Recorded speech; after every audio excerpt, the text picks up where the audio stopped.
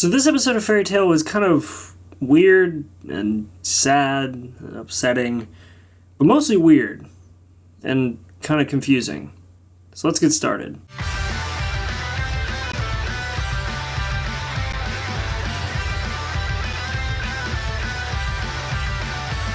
So after an, as predicted, easily predicted, recap, which was a little longer than normal, or maybe that was just me, we get into the main episode, and we pick right back up with Xerath killing Larkade. And in this instance, it was so sad. Like, both the dub and sub voice actors' line deliveries for these just sounded so depressing and pitiful and sad, because it's somebody who obviously had a lot of trust in Xerath now suddenly being completely taken, like all that trust and all of that want to impress and be loved by Xerath just taken away in one shot.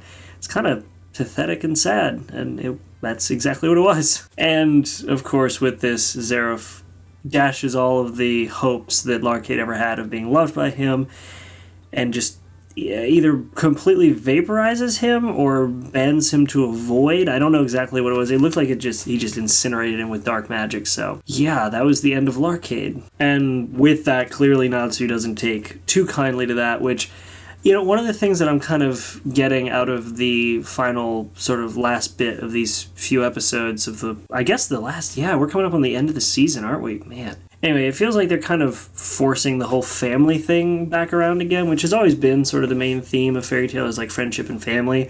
But like, this one really pushes hard on that sort of trait. And I don't mind it, but in this instance, it's kind of weird. Not this instance with Larkade, but in this episode total, it was kind of weird because it ended up in a resolution that I didn't really like, and it just sort of seems like if we already know it, don't go cramming it down our throats, but maybe that's just me. Either way, like I said, Natsu doesn't take too kindly to that, and he goes right after Xerath, saying, you know, a father who never cared about his kid was never a father at all, clearly not understanding, or at least seeming like even if he understood that Larkade was just an Aetherius, he wanted to be Xerath's son, and Xerath took that all away from him, so Natsu clearly doesn't take too kindly to that.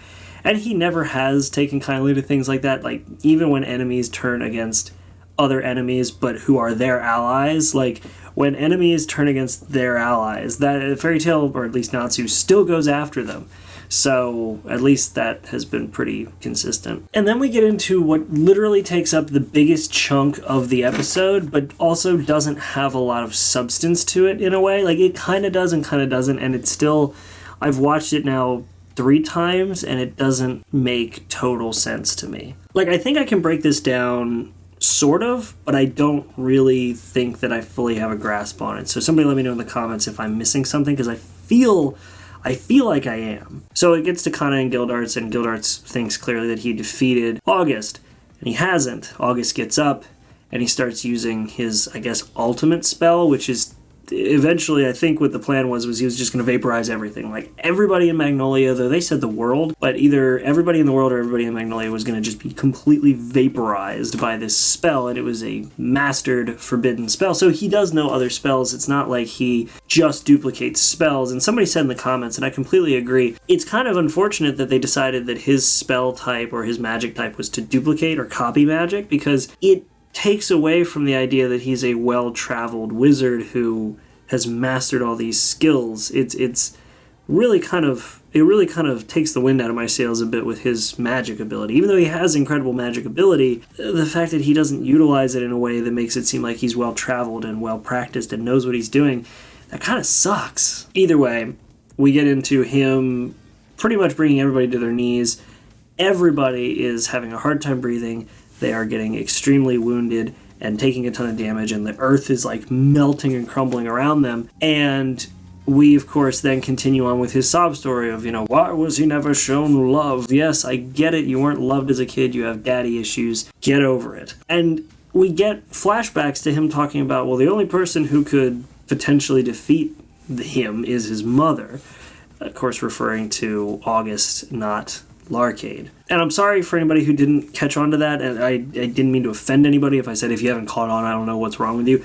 I realized, especially after somebody commented, I realized that I do a lot more analyzing of an episode rather than just watching it point to point, day by day. So I apologize if I kind of am taking my over-analysis of the episode for granted, but at this point we're fully aware that it's August, who's the son of Zareth. He remembers way back, so he knows what Zareth looks like. He knows, or I don't know actually how he knows what Zareth looks like. That I didn't even think of. I don't know how he knew what Zareth looked like. I just thought of that. It makes sense that he knows what Mavis looks like, which we'll get into in a minute. But how did he know what Zareth looked like?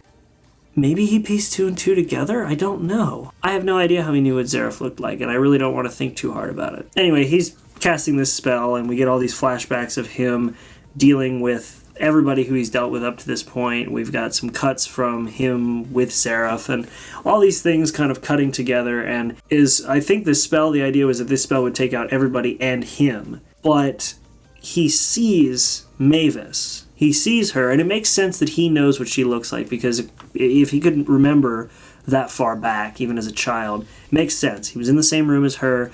He would have been able to see her. That I can forgive. It makes sense. So he sees her, and then cancels out. I think he canceled the spell, but he disintegrated as a result. So I don't know if that magic power that he used, or that spell, the penalty of casting it or canceling the casting is like you evaporate or you disintegrate. I don't exactly know, and I've watched it several times, and there's nothing to hint at like what the repercussions of not casting the spell are, but I would assume that they are the caster gets disintegrated if you cancel it or if you use it. So it's really a no-win if you do it. I don't know. But maybe you guys do, so let me know in the comments exactly what happened, why he disintegrated, because I get it that he finally saw his mother and he wanted to, just have a moment, which he didn't get because she ran away afterwards, but I get it, and it does feel tragic in a way when you think about everything that he's been through. It is tragic on a basic level, though. And when I say it's tragic on a basic level, I mean on a very basic level. He never knew his mother. He was abandoned by Precht.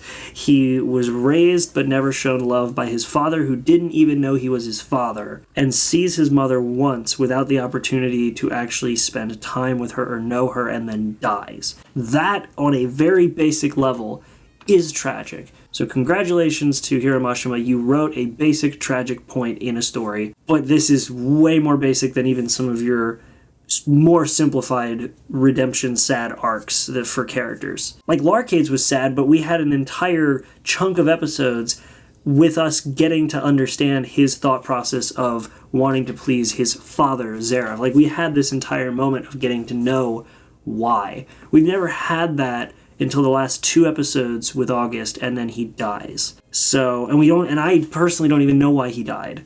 So I'm confused. But yeah, I don't know. I guess the spell killed him, and now he never gets to know his mother, and he stands behind her as a little like ghost baby boy, and then disappears when she turns around and looks at him. So there's that. But yeah, that's the end of August, the leader of the Spriggan 12, killed by motherly love that didn't exist. I'm oversimplifying, but I'm not trying to sound like a smartass. I just don't know what actually caused it. So if you guys can let me know in the comments, please do. I'm also lingering on it for way too long because, well, it was the middle chunk of the episode of just building up the power, building up the spell, everybody suffering, and then he dies, and it's this like long drawn out middle chunk of the story. So yeah. Now after this though, things pick up quickly, and I am floored to see where this is going to go next. So if you guys remember last episode, Gray, Happy, and Lucy all left the guild hall as instructed by Mavis to meet up with her. And we didn't really know why, but she kept saying that Natsu's life is literally in their hands. His fate is in their hands. Well, actually, that was a little more literal than I would have even thought, because way back earlier in the season when Mavis escaped initially, she stole END, and she still has it. And that is a massive, massive plot point, because now they have Natsu's life in their hands, literally. And I'm really excited, and I'm really curious to see how they're going to play this up. And after this, we also get a very big moment for Natsu, and sort of for Zareth, which is that during their fight, Zareth is explaining what he's always wanted. He's wanted happiness. He's always wanted happiness, and the curse never gave him a family, and they took away his happiness.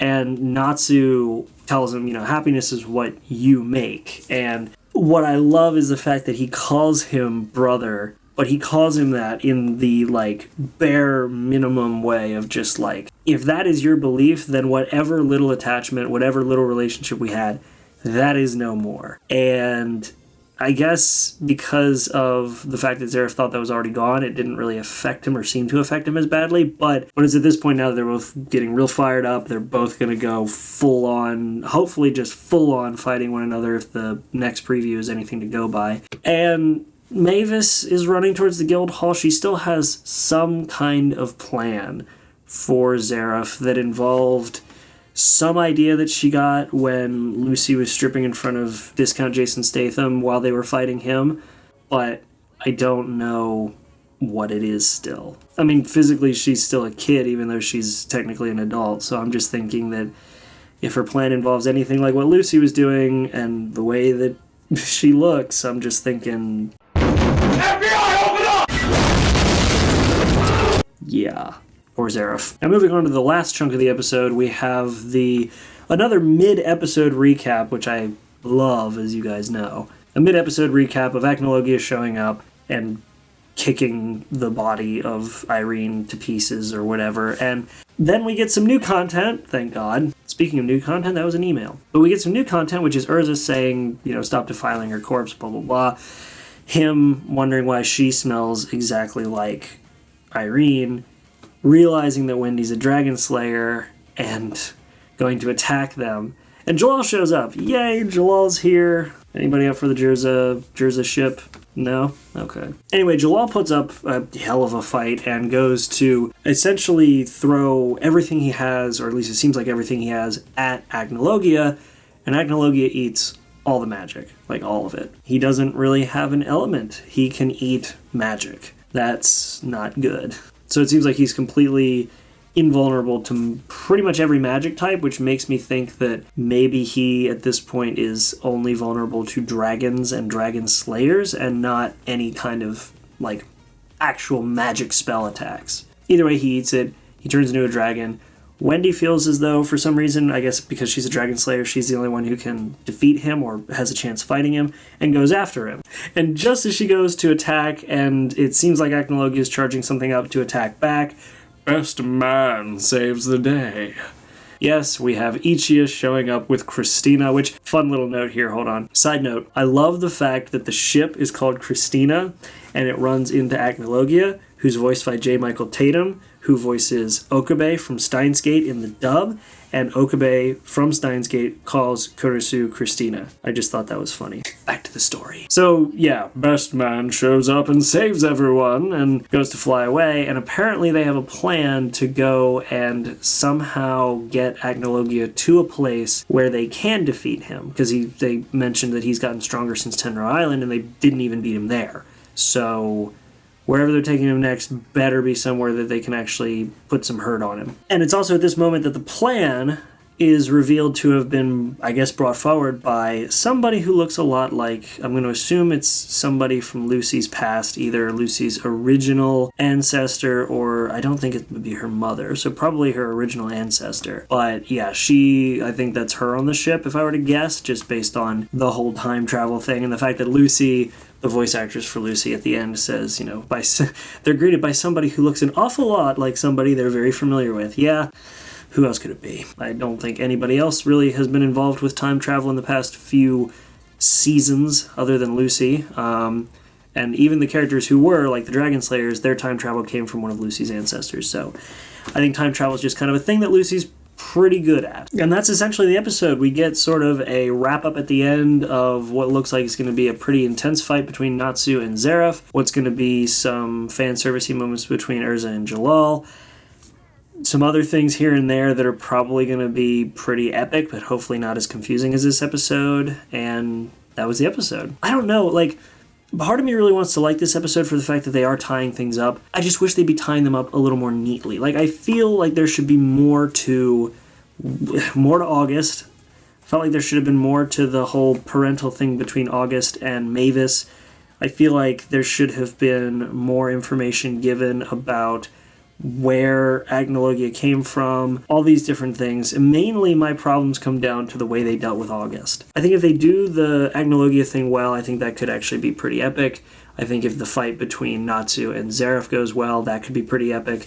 I definitely think that whatever the final confrontation between Mavis and Zeref will be, I think that's probably going to be pretty awesome. I hope it is, at least. But the way they dealt with August, just, it confuses me, because the spell he used, they never specified the side effects, they never specified the repercussions, they never told you what exactly was going to be happening when it came to his sudden death. It confused the crap out of me. And I hope that's not a trend that continues through to the end of this series, because we're on episode 42, and this is going to be like, what, a 50 some odd episode season, so we're coming up on the end, and I'm just going to say now, Fairy Tail, don't do something that makes me not want to get that tattoo, because I am all on board with getting a Fairy Tail tattoo. And if you make me feel otherwise, that's going to be really sad. Either way, guys, I hope you enjoyed this breakdown.